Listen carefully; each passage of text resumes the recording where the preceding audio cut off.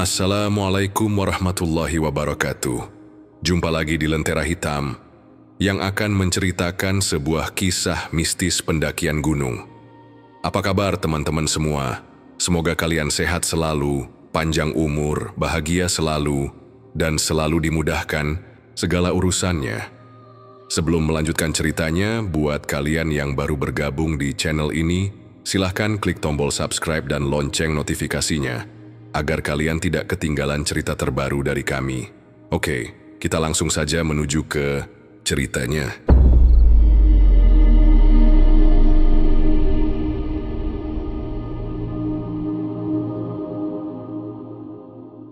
Pagi itu, matahari baru saja menyingsing di ufuk timur, menyinari halaman rumah Retno di Surabaya dengan cahaya keemasan yang lembut. Namun, di balik keindahan itu, ada hembusan angin dingin yang tak biasa, seolah membawa bisikan peringatan dari cunlam liar yang akan mereka hadapi. Retno, Aris, Hilmi, dan Kusno berkumpul di sana. Tas carrier mereka menumpuk seperti benteng kecil melawan ketidakpastian. Mereka berempat adalah sahabat lama, pecinta alam yang telah menjelajahi berbagai gunung di Jawa Timur. Tapi kali ini, Gunung Arjuno terasa berbeda, sebuah target yang penuh misteri. Dengan rute melalui base camp Pulau Sari yang terkenal bukan hanya karena keindahan alamnya yang liar, tapi juga cerita-cerita gelap yang beredar di kalangan pendaki.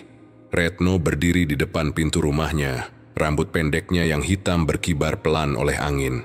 Wajahnya yang tegas dengan mata hijau yang tajam, menyembunyikan kegelisahan kecil yang mulai merayap di hatinya. Dia ingat mimpi buruk semalam, bayangan gelap yang merayap di lereng gunung, memanggil namanya dengan suara yang seperti jeritan angin. Tapi dia mengusir pikiran itu, fokus pada persiapan. Siapkah kalian guys? Ini bakal jadi pendakian paling epik kita, seru Aris. Suaranya penuh semangat palsu yang mencoba menutupi ketegangan. Dia adalah yang paling antusias di antara mereka, dengan rambut gondrongnya yang berantakan seperti semak belukar, dan mata coklatnya yang selalu berkilau petualangan. Tapi hari ini tangannya sedikit gemetar saat memeriksa tas carriernya yang penuh perbekalan. Makanan kaleng, obat-obatan, dan pisau lipat yang dia harap tak pernah digunakan. Retno tertawa kecil, tapi tawanya terdengar dipaksakan. Jangan sok, Hero Aris, ingat Arjuno bukan main-main, kita harus hati-hati. Aku dengar dari forum pendaki, ada yang hilang di sana tahun lalu, dan tubuh mereka ditemukan dalam kondisi mengerikan. Kata-katanya menggantung di udara, membuat suasana pagi yang cerah tiba-tiba terasa berat. Hilmi, yang paling pendiam, mengangguk setuju sambil menyesuaikan kacamatanya yang tebal. Tangannya yang panjang memegang peta jalur pendakian dengan erat, seolah peta itu adalah satu-satunya jangkar keamanan. Benar, cuaca akhir-akhir ini tak bisa diprediksi. Aku sudah cek ramalan, seharusnya aman, tapi entah kenapa perasaanku nggak enak. Seperti ada yang mengawasi kita sejak sekarang. Suaranya pelan, tapi cukup untuk membuat bulu kuduk Aris merinding. Kusno, si pemimpin kelompok dengan badan tegap seperti pohon ek, menyalakan mesin mobil pickup mereka yang sudah tua. Suara mesin berderum seperti detak jantung yang gelisah. Ayo naik, kita harus sampai base camp sebelum sore. Perjalanan ke Pulau Sari sekitar 4 jam dari sini, dan jalanan bisa licin kalau hujan turun. Mereka naik ke mobil, tertawa dan bercanda sepanjang jalan tol menuju Malang. Tapi tawa itu terasa rapuh, seperti topeng yang menyembunyikan ketakutan mendasar. Di dalam mobil, radio memutar lagu-lagu lama, tapi tiba-tiba sinyal terganggu oleh suara statis yang aneh, seolah ada bisikan samar di baliknya. Apa itu? Tanya Retno, suaranya bergetar. Aris mengganti saluran, tapi suara itu muncul lagi seperti tawa jauh yang mengejek. Perjalanan berlangsung lancar pada awalnya, melewati sawah-sawah hijau yang membentang luas dan desa-desa kecil dengan rumah-rumah kayu yang tampak damai. Tapi saat mereka memasuki daerah pegunungan, langit mulai mendung, Awan hitam bergulung seperti ombak gelap yang siap menelan segalanya. Mereka berhenti sekali di sebuah warung pinggir jalan untuk makan siang. Sate ayam, dagingnya empuk tapi terasa hambar di lidah mereka karena pikiran yang kalut. Sambil makan, Kusno mendiskusikan rencana dengan serius. "Kita target summit di hari ketiga," ujarnya, suaranya tegas tapi matanya melirik keluar jendela, di mana hutan mulai terlihat samar di kejauhan. "Tapi kalau capek, kita camp dulu di pos. Tidak boleh ingat jangan senjawan pisah-pisah." Aku pernah baca cerita tentang pendaki yang tersesat di Arjuno, dan apa yang mereka temui, ya ampun, mengerikan sekali. Di warung itu, seorang kakek tua dengan wajah keriput seperti kulit kayu mendekati mereka. Matanya dalam, seolah menyimpan rahasia gunung. "Mau naik Arjuno ya? Hati-hati, anak muda. Tempat itu bukan untuk yang lemah hati. Banyak yang pergi, tapi tak semua kembali utuh." Kata-katanya seperti pisau dingin yang menusuk, membuat Hilmi menelan ludah. "Apa maksudnya, Pak?" tanya Hilmi. Suaranya hampir berbisik. Kakek itu tersenyum miring, giginya kuning. "Gunung itu hidup. Dia punya mata, punya telinga. Kalau kalian tak hormat, dia akan balas. Pernah ada kelompok seperti kalian. Mereka mendengar suara-suara di malam hari, suara yang memanggil nama mereka, dan pagi harinya, satu persatu hilang. Tubuh mereka ditemukan dengan luka-luka aneh, seperti dicakar binatang buas yang tak terlihat. Suasana warung tiba-tiba terasa mencekam. Angin bertiup kencang, menggoyang daun-daun di luar, dan hujan mulai gerimis, membuat jalanan basah dan licin. Mereka buru-buru membayar dan melanjutkan perjalanan, tapi kata-kata kakek itu melekat seperti duri. Di dalam mobil, Retno memegang tangan Aris, jarinya dingin. "Kalian percaya cerita itu?" tanyanya. Aris menggeleng tapi wajahnya pucat. "Entahlah, tapi gue nggak mau mikir buruk. Kita kuat kan?" Kusno mengemudikan mobil lebih cepat. Ban-ban bergesekan dengan aspal basah, membuat mobil tergelincir sedikit di tikungan tajam. "Hati-hati, Kus," jerit Retno, jantungnya berdegup kencang seperti genderang perang. Saat matahari mulai condong ke barat, cahayanya merah darah seperti pertanda buruk. Mereka akhirnya tiba di base camp Pulau Sari. Area parkir penuh dengan kendaraan pendaki lain, tapi suasana terasa sepi, seperti semua orang sedang mempersiapkan diri untuk badai yang akan datang. Aroma kopi hitam tercium dari pos pendaftaran, campur dengan bau tanah yang lembab setelah hujan, membuat hidung mereka mengerut. Mereka turun dari mobil, meregangkan otot yang pegal, tapi mata mereka saling pandang dengan kegelisahan yang tak terucapkan. Di pos pendaftaran, seorang petugas dengan wajah keras menyambut mereka. "Selamat datang, tapi ingat, gunung ini tak ramah bagi yang ceroboh. Baru-baru ini, ada pendaki yang tak kembali. Tubuh mereka ditemukan di jurang, dengan ekspresi ketakutan yang membeku di wajah." Kata-katanya membuat Aris menelan ludah, sementara Hilmi memegang peta lebih erat. Mereka siap memulai petualangan sejati, tapi di hati masing-masing ada bayangan kegelapan yang mulai merayap, menjanjikan horor yang tak terbayangkan di lereng Arjuno yang dingin dan tak kenal ampun. Retno menarik napas dalam, mencoba menenangkan diri. "Kita lakukan ini bersama, tak ada yang mundur." Tapi saat mereka melangkah menuju jalur awal, angin berhembus lagi, membawa suara samar seperti erangan jauh dari dalam hutan. Apakah itu angin biasa atau sesuatu yang lebih jahat? Mereka tak tahu, tapi perjalanan baru saja dimulai. Dan ketegangan sudah menyelimuti setiap langkah mereka seperti kabut yang tak terlihat. Di base camp, pendaki lain saling berbisik tentang legenda lama.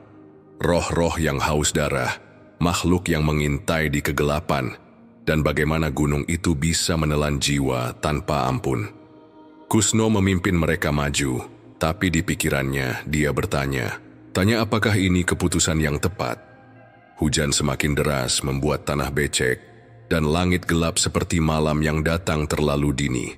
Mereka melangkah ke gerbang base camp. Hati penuh campuran semangat dan ketakutan, tak sadar bahwa petualangan ini akan menguji batas kewarasan mereka hingga titik patah. Saat mobil mereka menghilang di belakang, seorang pendaki tua di base camp menggelengkan kepala. Mereka tak tahu apa yang menanti, gumamnya. Dan begitulah, babak pertama dari mimpi buruk mereka dimulai. Dengan setiap detik yang berlalu menambah lapisan ketegangan yang tak tertahankan. Retno merasakan getaran aneh di perutnya. Aris mencoba bercanda, tapi suaranya pecah. Hilmi diam seribu. Bahasa dan Kusno memimpin dengan rahang tegang. Gunung Arjuno memanggil mereka, tapi panggilan itu terdengar seperti jeritan korban masa lalu yang tak pernah kembali. Dari pos 1 Ontoboigo, jalur menuju pos 2 Tambuwono berubah drastis. Seolah alam sengaja mempersulit langkah mereka. Tanjakan curam membentang di depan, bebatuan licin dan akar-akar pohon menjuntai seperti tangan-tangan kering yang meraih dari kegelapan. Udara semakin dingin, meresap melalui jaket mereka, membuat napas mereka terengah-engah dan membentuk embun putih di udara. Kabut tipis mulai merayap dari lembah, melilit kaki mereka seperti asap hidup yang ingin menahan. Retno, Aris, Hilmi, dan Kusno melangkah dengan hati-hati. Senter kepala mereka menyapu jalur yang kini terasa seperti labirin tanpa akhir. Suasana hutan berubah. Pohon-pohon pinus yang tadinya rindang kini tampak bengkok. Cabang-cabangnya seperti cakar-cakar yang siap mencengkeram. Angin berdesir pelan, membawa suara-suara aneh, seperti bisikan nama mereka atau tawa jauh yang terputus-putus. "Capek nih," keluh Aris, suaranya serak sambil menyeka keringat yang membanjiri keningnya meski udara dingin. Rambut gondrongnya menempel di wajah, membuatnya tampak lebih pucat dari biasanya. Dia berhenti sejenak, memandang lembah di bawah yang kini diselimuti kabut tebal seperti lautan putih yang menelan segalanya. Tapi pemandangannya keren banget. Lihat tuh, lembah di bawah sana, kayak lukisan horor. Tawanya terdengar dipaksakan, mencoba menutupi ketegangan yang semakin menjalar di antara mereka. Retno mengangguk, tapi matanya tak lepas dari jalur di depan. "Iya, tapi fokus ke jalan, Aris. Jangan sampai tergelincir. Aku nggak mau salah satu dari kita patah kaki di sini." Suaranya tegas, tapi ada getar kecil yang tak bisa disembunyikan. Dia teringat cerita kakek di warung tadi, tentang pendaki yang ditemukan dengan luka-luka aneh, seperti dicabik-cabik sesuatu yang tak terlihat. Akar-akar di jalur itu seolah bergerak perlahan di sudut matanya, membuatnya berkedip cepat untuk memastikan itu hanya ilusi. Mereka saling menyemangati, berhenti sesekali untuk mengambil foto, tapi setiap klik kamera terasa seperti mencuri sesuatu dari hutan yang tak ingin diganggu. Bayang-bayang di antara pohon tampak bergerak, meski tak ada angin yang cukup kuat untuk menggoyangnya. Setelah 1 jam berjuang melawan tanjakan yang tak kenal ampun, mereka tiba di pos 2 Tambuwono. Pos itu hanyalah sepetak tanah datar dengan beberapa batu besar dan papan kayu yang sudah lapuh. Bertuliskan nama pos dengan cat yang memudar. Ada bekas api unggun yang sudah dingin, tapi di sekitarnya tersebar ranting-ranting yang tersusun aneh, membentuk lingkaran dengan simbol-simbol yang tak dikenal di tengahnya. "Apa ini?" bisik Hilmi. Kacamatanya memantulkan cahaya senter saat dia memeriksa lingkaran itu. "Kayak ritual kuno." Kusno berlutut menyentuh ranting-ranting itu, tapi segera menarik tangan saat merasa sesuatu yang dingin dan lengket, seperti darah yang belum sepenuhnya kering. "Jangan disentuh," bentak Retno, suaranya nyaris melengking. "Kita nggak tahu apa itu, ayo lanjut, jangan lama-lama di sini." Tanpa istirahat lama, mereka memutuskan untuk langsung menuju pos 3E yang sakri.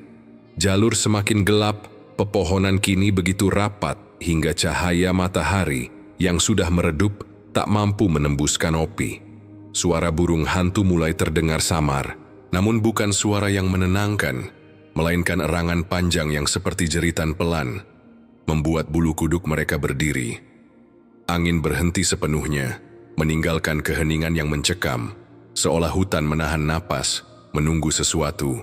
Retno merasa ada yang mengawasi dari balik pohon, tapi setiap kali dia menoleh, hanya kegelapan yang menyambut. "Kalian nggak ngerasa aneh?" tanyanya, suaranya bergetar. "Seperti ada mata di mana-mana." Aris tertawa gugup. "Jangan nakut-nakutin, Red. Ini cuman hutan biasa." Tapi kata-katanya terdengar kosong, dan matanya terus melirik ke sisi mencari sesuatu yang tak bisa dia lihat. Jalur menuju pos 3 semakin brutal, dengan batu-batu besar yang licin dan akar-akar yang seperti sengaja menghalangi. Kusno, yang memimpin di depan, tiba-tiba berhenti, tangannya terangkat meminta yang lain diam. "Dengar itu," bisiknya. Dari kejauhan ada suara langkah berat, seperti kaki besar yang menginjak ranting-ranting kering, tapi tak ada yang terlihat di jalur. Langkah itu mendekat, lalu tiba-tiba berhenti digantikan oleh suara napas berat yang mengerikan, seperti makhluk raksasa yang mengintai. "Apa itu?" tanya Aris. Tangannya mencengkeram pisau lipat di saku, tapi jari-jarinya gemetar tak terkendali. Hilmi yang biasanya tenang, kini memegang peta dengan tangan yang basah oleh keringat. "Mungkin binatang liar," katanya, tapi nadanya penuh keraguan. Suara napas itu lenyap tiba-tiba, meninggalkan keheningan yang lebih menakutkan dari sebelumnya. Akhirnya, sampai kata Hilmi dengan napas lega saat mereka melihat pelang kayu bertuliskan Pos 3 Eyang Sakri. Pos itu hanyalah sebuah batu besar yang dikelilingi vegetasi liar dengan papan kayu yang hampir roboh. Di batu itu ada ukiran samar berbentuk wajah manusia dengan mata kosong, seolah menatap mereka dengan penuh tuduhan. Mereka memutuskan istirahat, sebentar duduk di batu besar lainnya yang terasa dingin seperti es meski matahari masih ada di langit. Mereka mengeluarkan roti dan termos kopi, tapi makanan terasa hambar di mulut mereka, seolah rasa takut telah mencuri selera. Retno memeriksa sekitar, matanya tertuju pada jejak kaki aneh di tanah. Terlalu besar untuk manusia, dengan cakar-cakar panjang yang tertanam dalam. "Guys, lihat ini," bisiknya, menunjuk jejak itu. Kusno mendekat, senternya menyapu jejak itu, dan wajahnya memucat.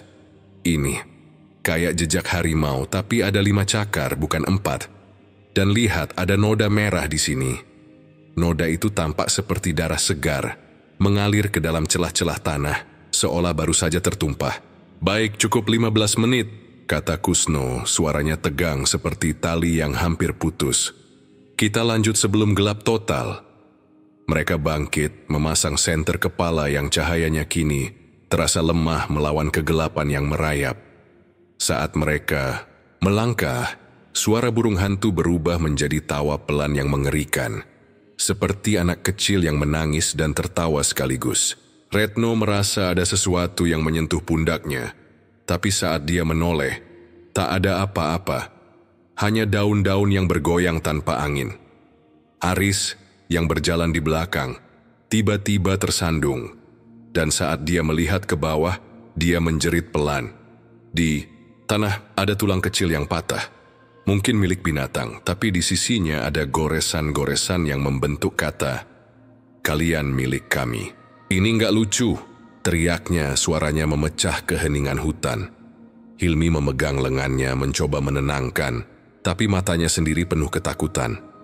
Langkah mereka semakin cepat, senter kepala menyapu jalur yang kini dipenuhi kabut tebal, membuat pandangan mereka terbatas hanya beberapa meter ke depan. Suara-suara aneh terus mengikuti, langkah berat, tawa pelan, dan bisikan yang memangluk mereka. Tapi tak ada yang menjawab.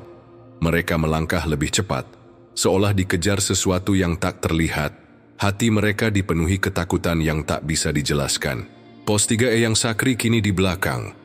Tapi perjalanan mereka baru saja memasuki kegelapan yang lebih dalam, di mana setiap bayang-bayang menyimpan ancaman.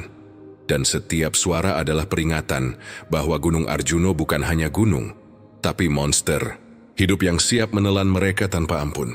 Malam itu, kegelapan di Candi Sepilar terasa seperti makhluk hidup yang merangkak, menyelimuti tenda-tenda mereka dengan cengkeraman dingin yang tak terelakkan. Angin menderu kencang, mengguncang pohon-pohon tua di sekitar reruntuhan. Cabang-cabangnya berderit seperti jeritan yang teredam. Retno, Aris, Hilmi, dan Kusno meringkuk di dalam tenda dome mereka. Mencoba tidur meski jantung mereka berdegup kencang, seolah merasakan ancaman yang tak terlihat. Api unggun kecil yang mereka buat sudah padam. Hanya menyisakan abu yang berputar dalam angin, membentuk bayang-bayang aneh di dinding tenda. Suasana di dalam hutan terasa salah, seperti waktu telah berhenti, dan sesuatu yang kuno, yang haus, sedang mengintai dari kegelapan. Tiba-tiba suara langkah berat menggema di luar. Setiap hentakan seperti palu yang menghantam tanah, membuat tanah di bawah tenda bergoyang pelan. Retno bangun lebih dulu, matanya terbuka lebar, napasnya tersengal. "Guys, ada suara apa itu?" Bisiknya, suaranya nyaris hilang di telan deru angin. Aris yang tidur di sisi tenda mengintip melalui celah kecil di pintu tenda. Tangannya mencengkeram senter yang cahayanya gemetar. "Mungkin binatang liar," katanya, mencoba meyakinkan diri sendiri, tapi kata-katanya terputus saat matanya menangkap sesuatu yang mengerikan. Di antara batu-batu candi, di bawah bayang-bayang pohon yang bengkok, berdiri sosok tinggi berjubah putih.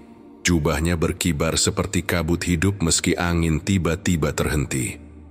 Di sisinya, seekor harimau putih besar berdiri dengan gagah.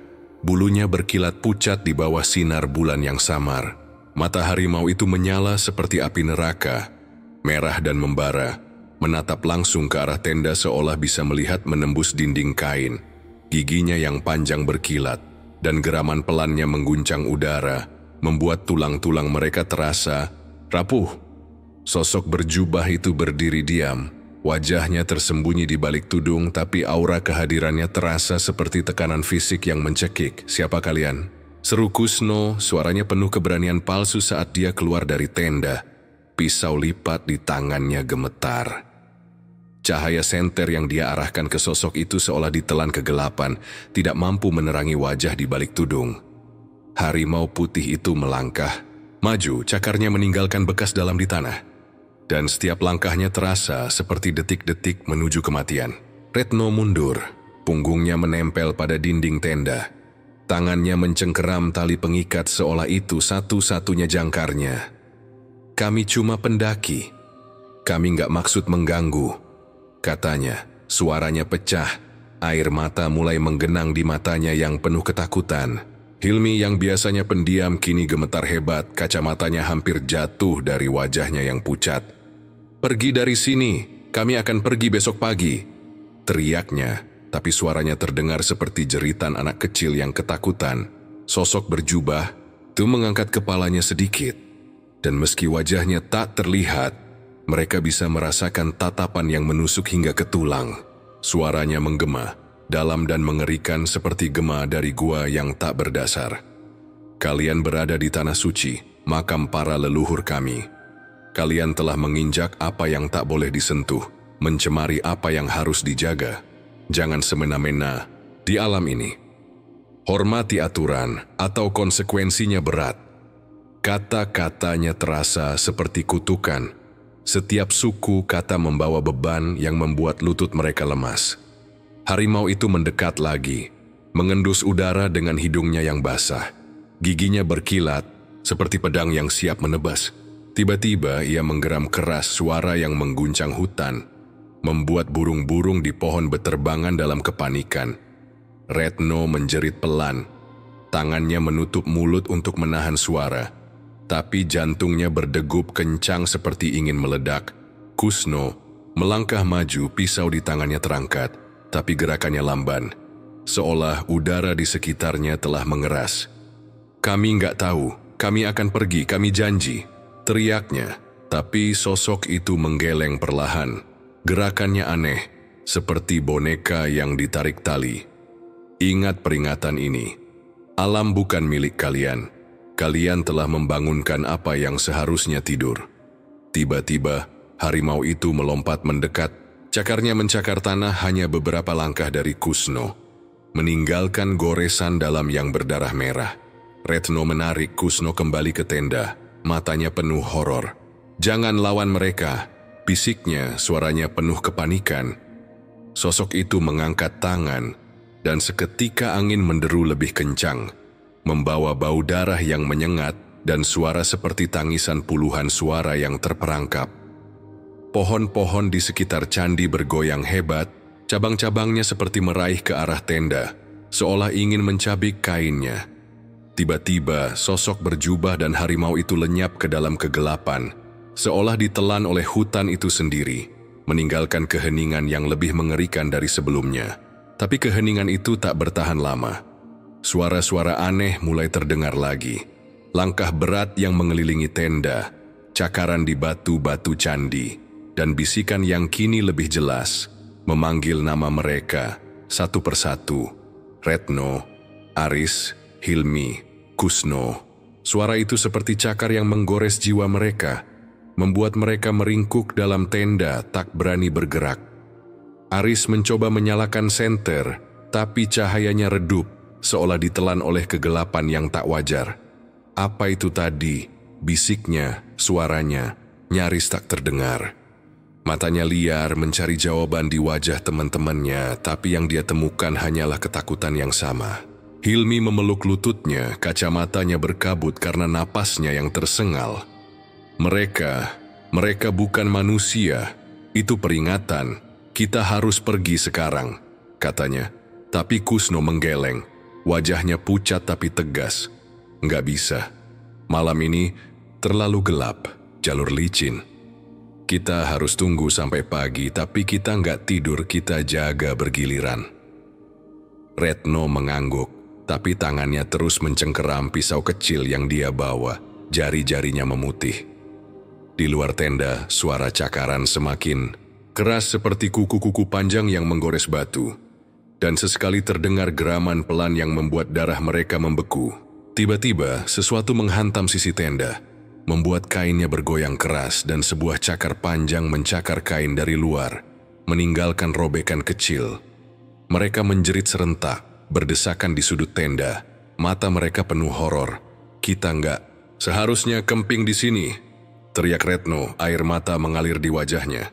Ini makam, dan kita sudah mengganggu mereka. Malam itu menjadi neraka yang tak berujung. Setiap suara, setiap bayang-bayang yang melintas di dinding tenda adalah pengingat bahwa mereka telah melanggar batas yang tak boleh dilintasi. Sosok, berjubah dan harimau putih itu telah pergi, tapi kehadiran mereka masih terasa, seperti bayangan yang menempel di jiwa mereka. Di luar, hutan seolah hidup, pohon-pohon berderit seperti tertawa, dan bisikan-bisikan terus memanggil, menjanjikan kengerian yang lebih besar jika mereka berani menutup mata. Mereka duduk dalam diam, hanya suara napas mereka yang tersengal, dan degup jantung yang memenuhi tenda, menunggu fajar yang terasa tak akan pernah datang. Candi Sepilar kini bukan lagi tempat suci, melainkan perangkap maut yang siap menelan mereka, dan malam itu hanyalah awal dari mimpi buruk yang akan menghantui mereka hingga batas kewarasan. Langit di atas base camp Pulau Sari tampak kelabu. Awan-awan tebal bergulung, seperti asap yang menari-nari dengan niat jahat, seolah alam sendiri sedang memperingatkan kedatangan Retno, Aris, Hilmi, dan Kusno. Suasana ramai dengan pendaki yang datang dan pergi, namun ada ketegangan tak terucapkan yang melayang di udara, seperti napas dingin yang merayap di punggung. Pos pendaftaran, sebuah gubuk kayu sederhana yang berdiri miring seolah menahan beban waktu, dikelola oleh seorang petugas tua dengan seragam hijau yang lusuh. Wajahnya keras seperti batu gunung, matanya dalam dan penuh rahasia, seolah dia telah melihat terlalu banyak kisah yang tak pernah diceritakan. Di dinding gubuk, papan pengumuman dipenuhi foto-foto pendaki yang hilang. Wajah mereka memudar, beberapa dengan tulisan tangan, belum ditemukan. Retno menatap foto-foto itu, jantungnya berdegup kencang, tapi dia buru-buru mengalihkan pandangan saat petugas memanggil mereka. Nama kelompok? Tanya petugas itu, suaranya serak seperti daun kering yang bergesekan di angin. Pena di tangannya gemetar sedikit, seolah menahan beban lebih dari sekadar tinta. Kelompok Arjuno Explorers, jawab Kusno, mencoba tersenyum untuk mencairkan suasana, Tapi senyumnya kaku. 4 orang, Retno, Aris, Hilmi, dan saya, Kusno. Dia menyerahkan kartu identitas mereka. Tangannya sedikit licin karena keringat dingin. Petugas itu mengangguk. Matanya menelusuri wajah mereka satu persatu, seolah mencari tanda-tanda kelemahan. Hati-hati di atas. Baru-baru ini kabut tebal sering muncul tiba-tiba menelan pendaki tanpa jejak. Jangan lupa lapor kalau sudah turun. Kalau tidak, suaranya terhenti. Matanya melirik ke arah hutan di kejauhan, di mana bayang-bayang pohon-pohon pinus tampak bergerak meski tak ada angin. Banyak yang tak kembali, lanjutnya pelan, hampir berbisik. Tubuh mereka ditemukan dengan luka-luka aneh, seperti dicabik-cabik sesuatu yang bukan binatang biasa. Retno menelan ludah, tangannya mencengkeram tali tas carriernya hingga buku jarinya memutih. Aris mencoba tertawa untuk meredakan ketegangan, tapi tawanya terdengar seperti batuk kering. Mereka menandatangani surat pernyataan risiko, sebuah dokumen lusuh dengan noda-noda coklat yang mencurigakan di sudutnya. Hilmi yang biasanya pendiam, membaca setiap baris dengan cermat. Matanya menyipit di balik kacamata tebal. Ini kayak kita menandatangani kontrak dengan setan, gumamnya, setengah bercanda, tapi suaranya bergetar. Kusno menepuk pundaknya.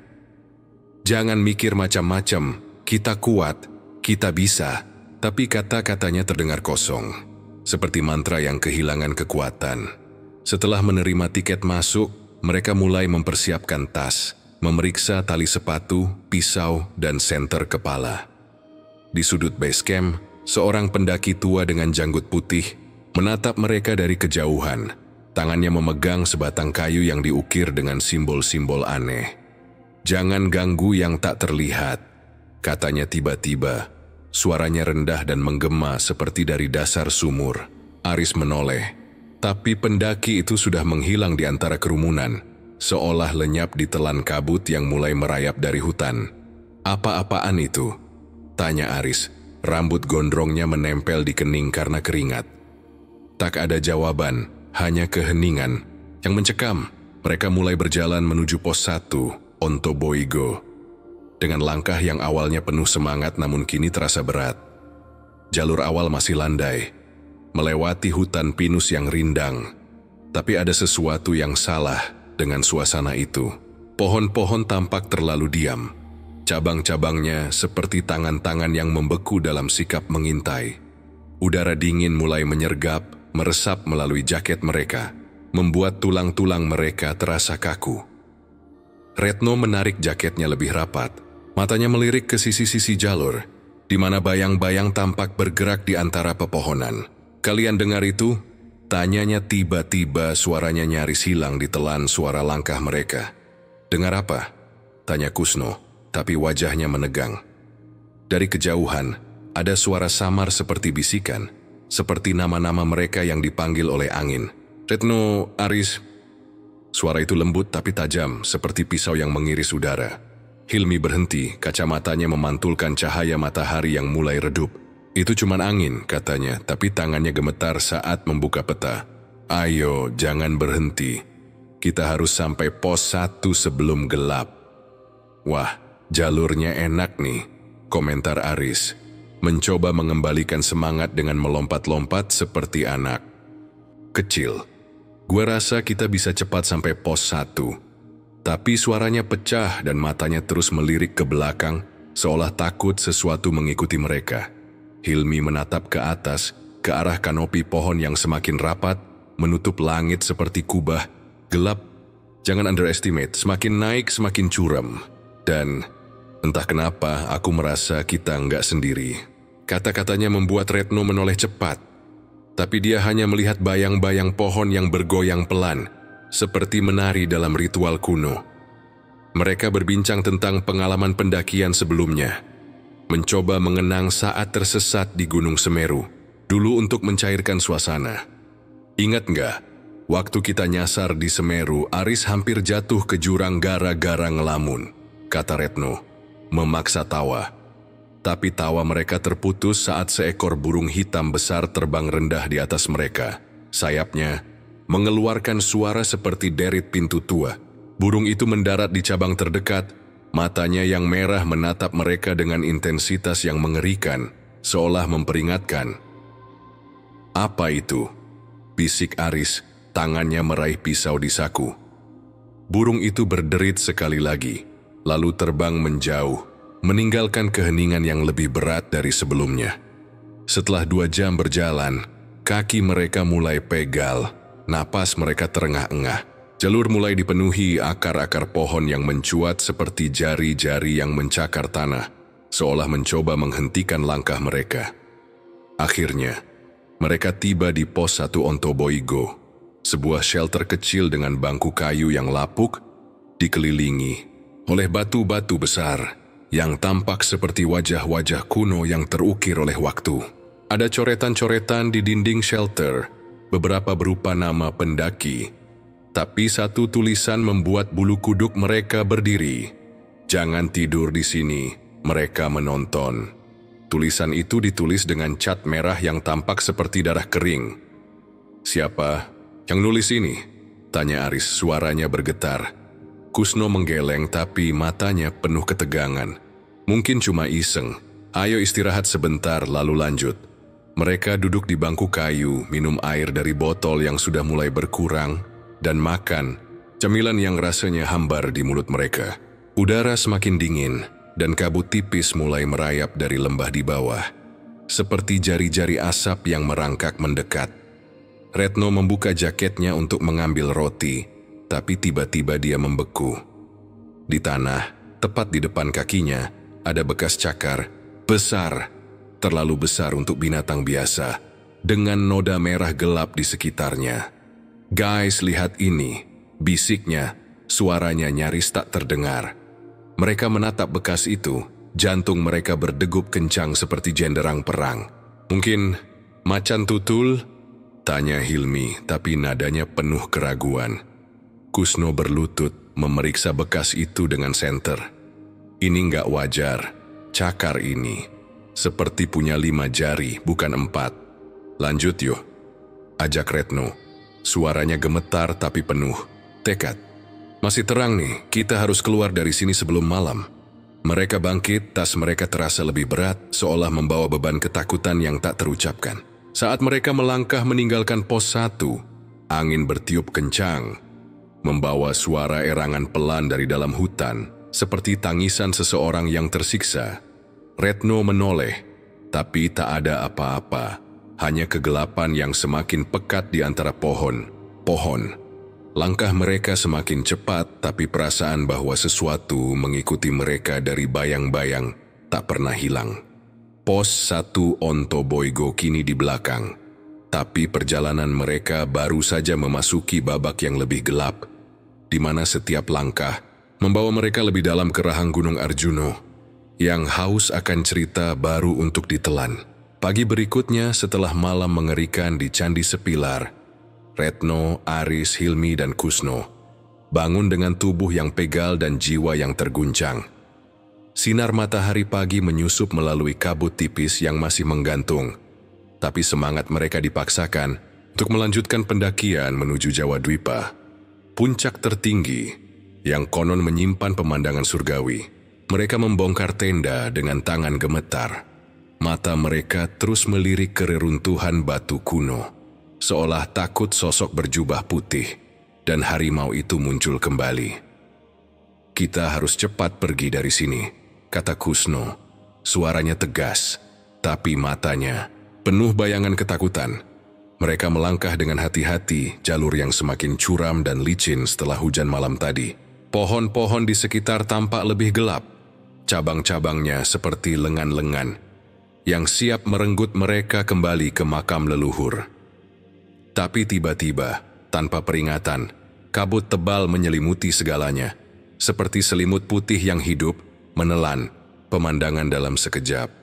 Udara menjadi lembab dan dingin, membuat napas mereka terasa berat. "Ini kabut apa? Tebal banget," kata Aris. Suaranya bergetar saat tangannya meraba-raba di depan, mencoba menembus kegelapan putih yang tak tembus pandang. Visibilitas hilang total, hanya bayang-bayang samar pohon yang terlihat seperti monster yang mengintai. Retno memegang lengan Hilmi, jarinya mencengkeram kuat. "Jangan lepas, kita bisa pisah." Jeritnya, suaranya memantul aneh di kabut seperti gema dari dunia lain. Kompas di tangan Kusno berputar liar, jarumnya tak menunjuk arah pasti, sementara GPS di ponsel mereka mati total. Layar hitam seperti mati rasa. "Ini nggak normal," gumam Hilmi. Kacamatanya berkabut, membuat penglihatannya semakin buram. Mereka berempat tersesat, hilang arah sepenuhnya, berkelana buta di hutan lebat yang seolah tak berujung. Selama 5 hari yang terasa seperti siksaan abadi, mereka berjuang tanpa jalan keluar. Makanan semakin menipis, air habis, dan kekuatan tubuh mereka terkuras. Godaan datang bertubi-tubi, bukan hanya dari kelaparan dan kehausan, tapi dari penampakan mengerikan yang muncul terutama di malam hari. Seolah kabut itu sendiri melahirkan mimpi buruk. Hutan menjadi labirin hidup, akar-akar pohon seperti jebakan yang siap menjerat kaki mereka. Dan setiap langkah terasa seperti melangkah lebih dalam ke neraka pribadi. Pada hari pertama, saat matahari masih samar di atas, bayangan hitam berbentuk manusia tanpa kepala muncul dari balik kabut. Tubuhnya bergerak dengan gerakan kaku seperti mayat yang bangkit. Darah menetes deras dari lehernya yang robek, mengalir seperti sungai merah yang menodai tanah di depan mereka. Makhluk itu mengejar dengan kecepatan tak wajar, lengan-lengannya meraih ke depan seperti ingin merobek jiwa mereka. "Lari!" jerit Retno, suaranya melengking penuh horor saat makhluk itu meraih kaki Hilmi. Cakarnya yang tajam menusuk daging, meninggalkan luka dalam yang menganga. Darah menyembur dan membasahi sepatunya. Hilmi menjerit kesakitan. Tubuhnya ambruk sementara yang lain menariknya, memukul bayangan itu dengan batu dan ranting. Tapi setiap pukulan seolah menembus udara kosong.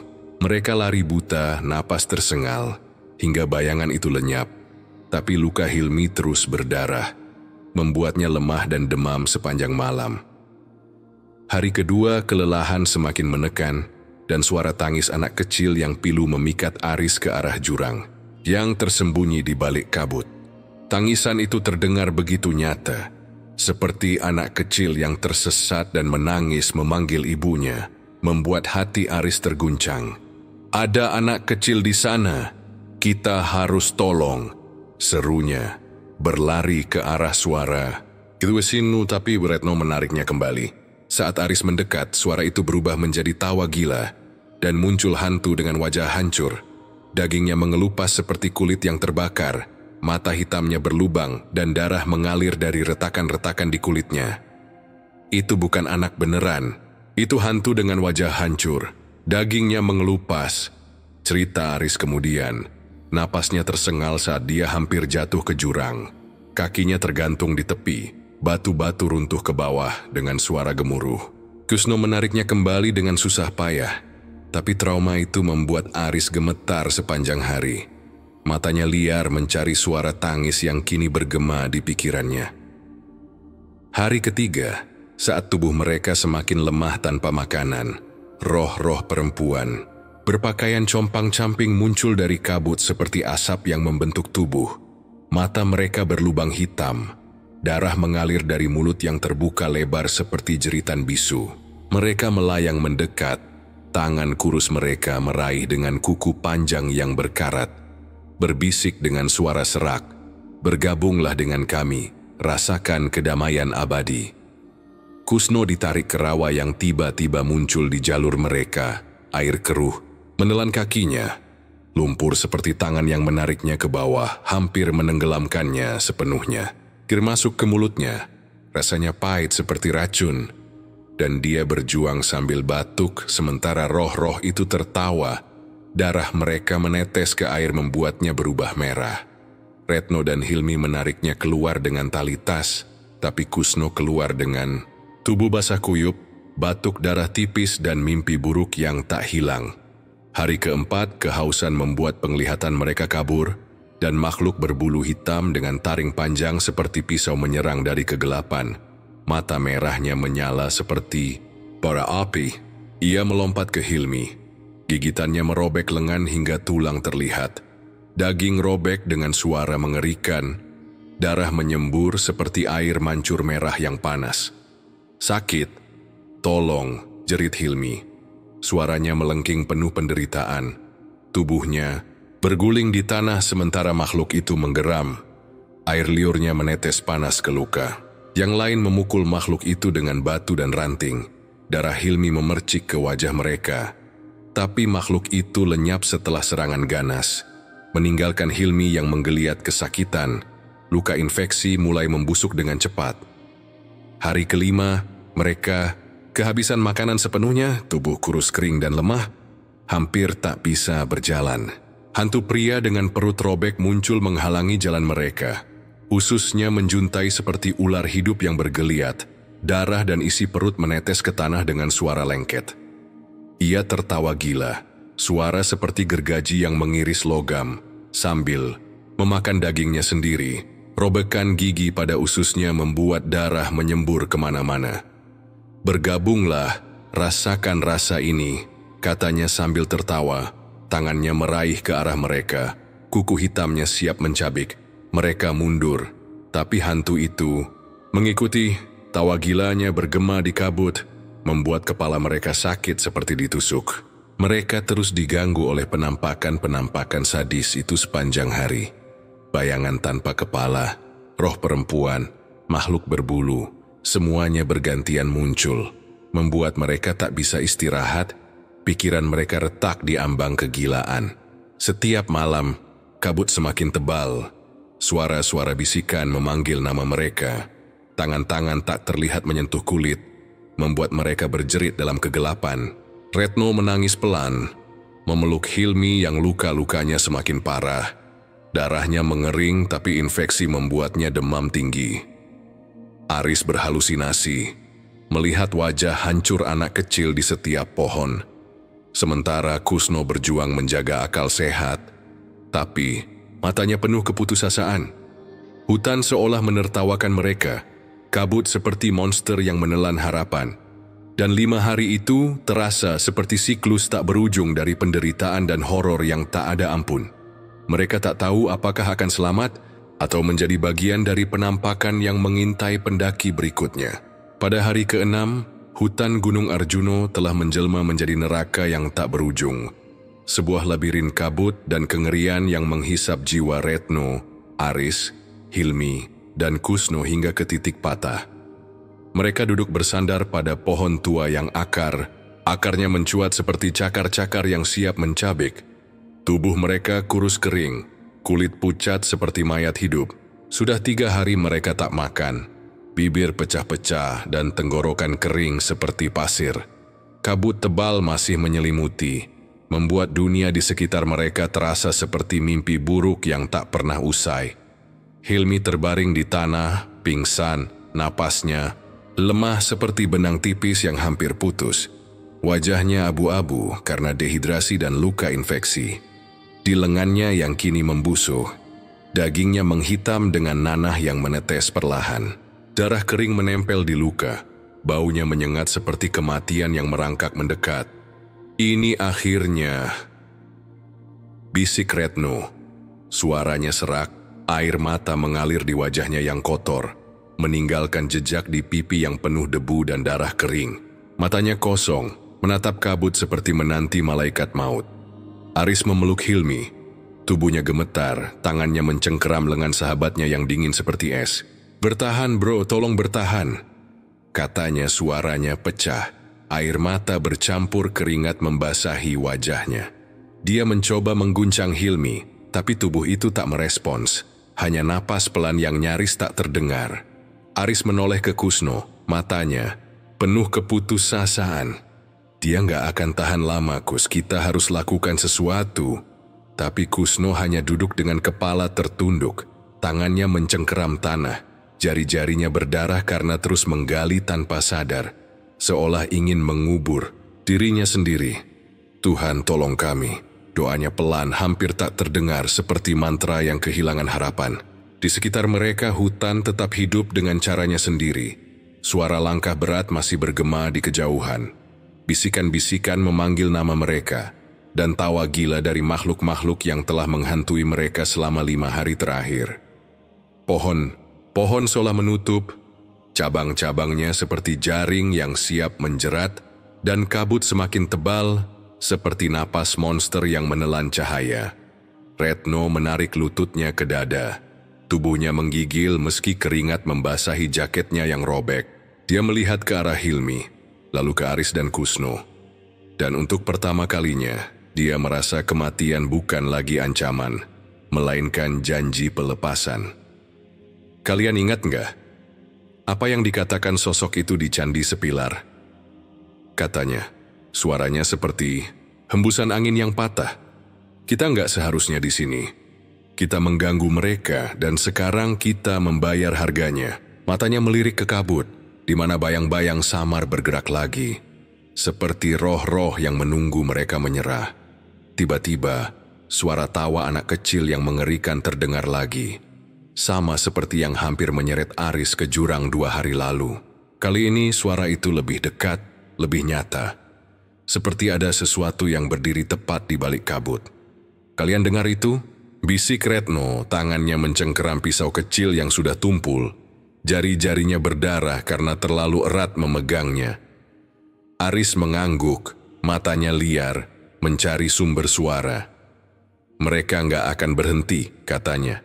Suaranya penuh kepanikan. Mereka ingin kita mati di sini seperti yang lain. Dia menunjuk ke tanah di dekat mereka, di mana jejak cakar besar yang sama seperti di pos 3 muncul lagi. Kali ini dikelilingi noda darah segar yang mengalir seperti sungai kecil. Kusno bangkit, tubuhnya lemah tapi matanya penuh tekad. Kita harus coba bergerak. Kalau kita diam, kita pasti mati.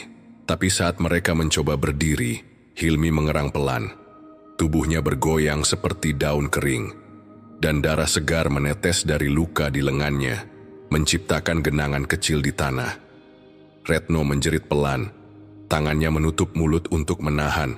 Isakan, dia nggak akan tahan, Kus, dia akan mati. Suaranya melengking, penuh keputusasaan yang merobek hati. Tiba-tiba dari kejauhan, suara gemuruh samar terdengar, seperti detak jantung raksasa yang mendekat. Retno mengangkat kepala, matanya menyipit menembus kabut.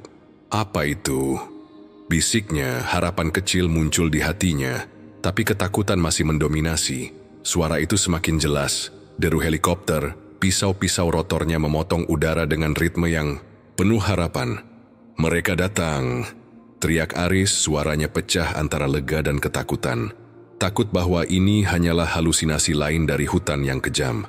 Tim SAR dari base camp Pulau Sari, setelah laporan hilang yang disampaikan pendaki lain, akhirnya menangkap sinyal darurat lemah dari perangkat Kusno yang hampir mati. Cahaya lampu sorot helikopter menembus kabut, seperti mata dewa yang turun dari Zenggiri dan suara seorang anggota SAR terdengar. Ada orang di sini. Teriakan itu seperti lonceng keselamatan, tapi juga pengingat betapa dekat mereka dengan kematian. Tim SAR mendarat dengan tali. Wajah mereka penuh ketegangan saat melihat kondisi keempat pendaki. Hilmi dievakuasi pertama. Tubuhnya lemas seperti boneka kain, napasnya nyaris tak ada.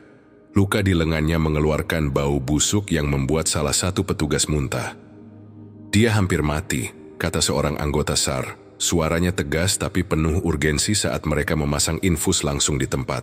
Retno, Aris, dan Kusno ditarik ke atas dengan tali. Tubuh mereka lemah tak berdaya. Kulit mereka penuh luka cakar dan goresan. Mata mereka kosong seperti telah melihat neraka. Kabut seolah enggan melepaskan mereka, menempel di tubuh mereka seperti tangan-tangan yang tak rela. Saat helikopter lepas landas, Retno melirik ke bawah. Dan di antara kabut, dia melihat bayang-bayang sosok berjubah putih berdiri bersama harimau putih. Mata merahnya menyala, seolah mengucapkan perpisahan yang penuh. Toniga Sersi dibawa ke base camp Pulau Sari. di mana kerumunan pendaki lain menatap mereka dengan campuran kagum dan horor. Dari sana, ambulans membawa mereka ke puskesmas terdekat, di mana dokter-dokter berjuang menyelamatkan nyawa Hilmi, yang jantungnya hampir berhenti 2 kali selama perjalanan. Infus, antibiotik, dan perawatan intensif akhirnya menstabilkan kondisinya, tapi lukanya akan meninggalkan bekas selamanya, baik di tubuh maupun jiwanya. Keempatnya selamat, tapi trauma mendalam tertanam seperti duri yang tak bisa dicabut. Setiap malam setelah itu, Retno terbangun menjerit, melihat wajah hancur anak kecil dalam mimpinya. Aris tak bisa lagi mendengar suara angin tanpa gemetar, sementara Kusno menolak menyentuh pisau, takut melihat darah. Hilmi, yang nyaris mati kini sering menatap kosong, berbicara tentang suara-suara yang masih memanggilnya dari hutan. Gunung Arjuno telah melepaskan mereka, tapi tidak sepenuhnya. Hutan itu menyimpan rahasia mereka, dan di malam-malam sepi, mereka tahu bahwa sosok-sosok itu masih menunggu, siap menyambut pendaki berikutnya yang berani melanggar batas. Candi Sepilar, dengan makam leluhurnya, tetap berdiri dalam kabut, mengintai, dengan mata tak terlihat, dan kisah keempat pendaki ini menjadi peringatan bagi siapa saja yang mendengar, bahwa gunung itu hidup, dan ia tak pernah melupakan. Langkah mereka menuju Candi Sepilar terasa seperti melintasi ambang, antara dunia nyata dan mimpi buruk yang tak terucapkan. Dari pos 3E yang sakri, jalur berubah semakin ganas, seolah gunung sengaja menguji nyali mereka. Tanjakan curam membentang, tanpa ampun, batu-batu licin berkilat di bawah sinar matahari senja yang memudar, dan akar-akar pohon menjalar seperti urat-urat raksasa yang mencakar tanah. Udara semakin berat, dinginnya menembus jaket mereka, membuat napas mereka terengah dan uap putih membumbung dari mulut. Kabut tebal mulai turun, melilit kaki mereka seperti jaring laba-laba yang tak terlihat, memperlambat setiap langkah. Retno, Aris, Hilmi, dan Kusno berjalan dalam barisan rapat. Senter kepala mereka menyapu jalur yang kini tampak seperti lorong menuju kegelapan abadi. Hutan di sekitar mereka terasa hidup. Pohon-pohon bengkok dengan cabang-cabang seperti lengan-lengan yang siap merenggut, dan setiap desiran angin membawa suara-suara aneh, seperti bisikan yang memanggil nama mereka, atau tawa pelan yang mengerikan. Ini tempatnya mistis banget, bisik Aris saat mereka melewati Eyang Semar, sebuah batu besar yang menjulang di tengah jalur. Permukaannya penuh lumut dan ukiran samar yang menyerupai wajah-wajah manusia dengan mata kosong. Konon batu itu menyimpan cerita lama tentang roh-roh leluhur yang menjaga gunung. Tapi cerita itu kini terasa lebih dari sekadar dongeng. Aris mencoba tertawa untuk menutupi ketegangan, tapi suaranya pecah dan matanya terus melirik ke sisi, mencari bayang-bayang yang sepertinya bergerak di sudut pandangannya. Kalian gak ngerasa apa-apa? Kayak ada yang ngeliatin kita dari tadi. Tangannya mencengkeram tali tas carriernya. Jari-jarinya memutih karena tekanan. Hilmi menggeleng. Kacamatanya berkabut karena napasnya yang cepat. Jangan mikir yang aneh-aneh. Fokus aja, katanya, tapi suaranya bergetar. Dan peta di tangannya sedikit kusut karena genggaman yang terlalu erat. Dia mencoba menenangkan diri dengan menatap jalur, tapi suasana semakin berat, seperti udara, dipenuhi beban tak terlihat. Angin berhembus aneh, tidak alami, seperti napas raksasa yang mengintai dari kegelapan. Daun-daun bergoyang tanpa ritme, dan sesekali ranting patah dengan suara keras di kejauhan, seolah sesuatu yang besar bergerak di antara pohon-pohon. Retno berhenti sejenak. Matanya menyipit saat melihat sesuatu di sela-sela pepohonan, bayangan tinggi yang sekilas tampak seperti manusia, tapi dengan lengan yang terlalu panjang dan gerakan yang tak wajar. "Kalian lihat itu?" tanyanya, suaranya nyaris hilang. Tapi saat yang lain menoleh, bayangan itu lenyap, meninggalkan hanya kegelapan dan keheningan yang mencekam. Perjalanan menuju Mangkutoromo semakin brutal. Jalur dipenuhi batu-batu besar, yang licin seolah sengaja diletakkan untuk membuat mereka jatuh. Kusno, yang memimpin di depan, hampir tergelincir saat kakinya terperosok ke celah berlumpur. Dan saat dia menarik kaki, ada noda merah gelap yang menempel di sepatunya, seperti darah yang masih segar. "Apa ini?" Bisiknya, suaranya penuh kengerian. Dia menyapu noda itu dengan daun, tapi tangannya gemetar.